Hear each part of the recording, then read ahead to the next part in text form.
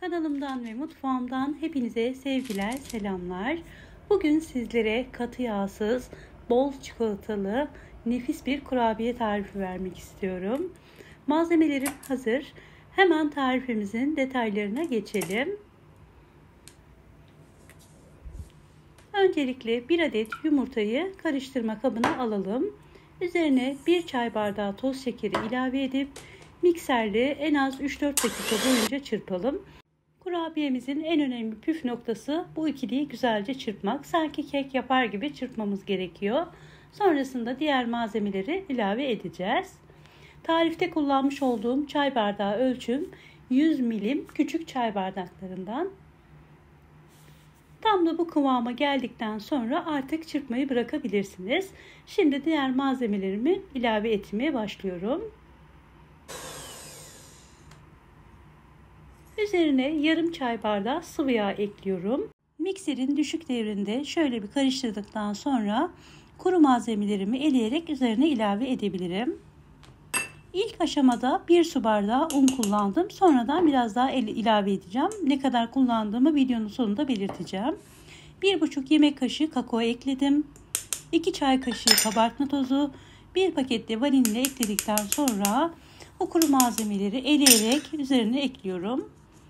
Elerseniz kurabiyeniz çok daha güzel olacaktır. Kalan topakları da bir spatula veya kaşıkla ezerek eleyebilirsiniz.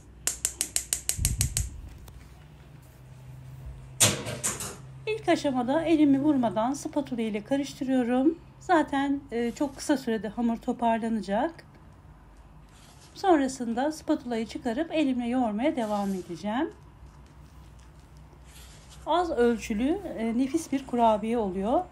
İçinde katı yağ da olmadığı için az kalorili harika bir tarif. Sadece yarım çay bardağı sıvı yağ kullandık bu kurabiyede. Evet, hamur ağırlaşmaya başladı. Artık spatulayı çıkardım.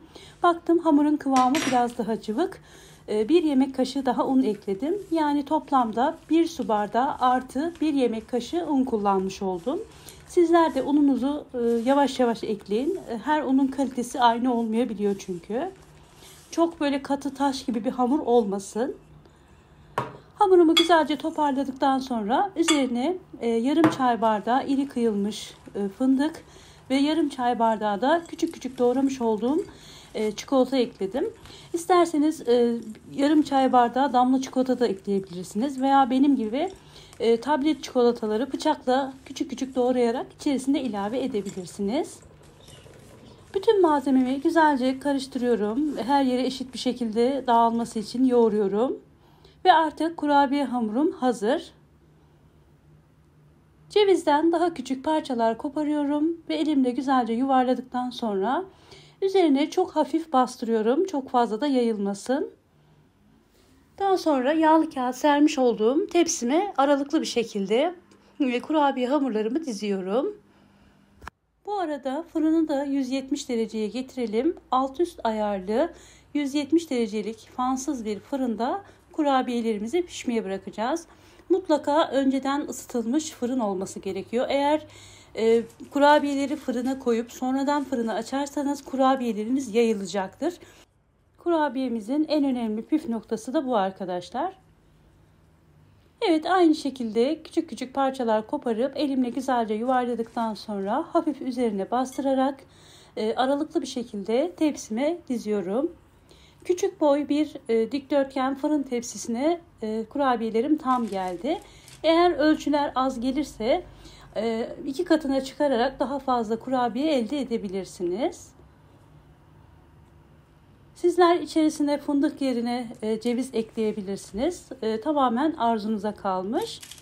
Evet, son kurabiyelerimi de artık şeklimi verdikten sonra fırınıma hemen kurabiyelerimi vereceğim.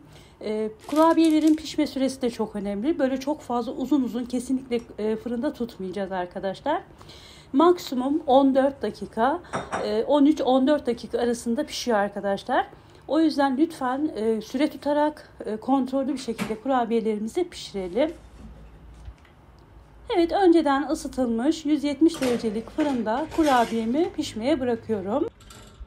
Çok hızlı bir şekilde pişiyor. Birazdan zaten göreceksiniz.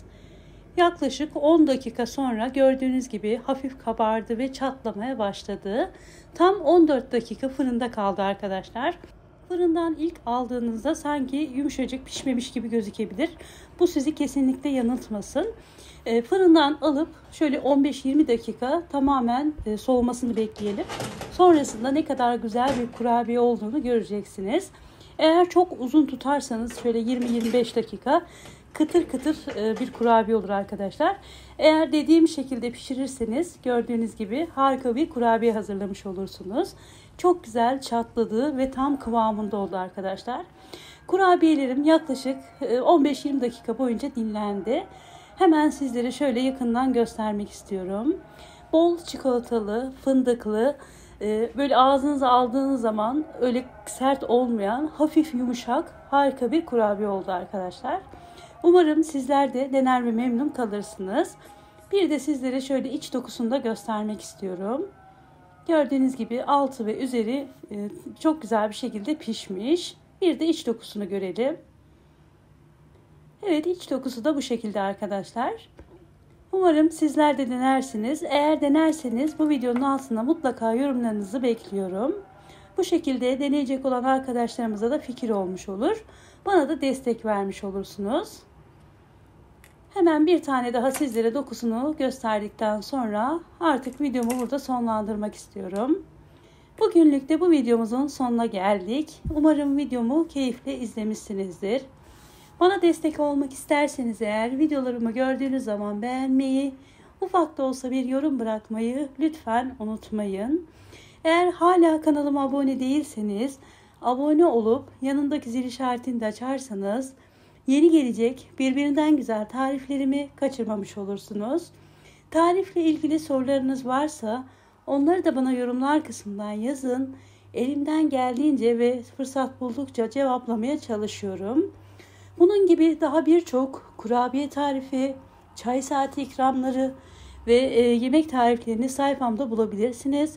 Kanalıma mutlaka bir göz atmanızı tavsiye ediyorum. Yepyeni tariflerimde görüşmek üzere. Allah'a emanet olun. Hoşça kalın.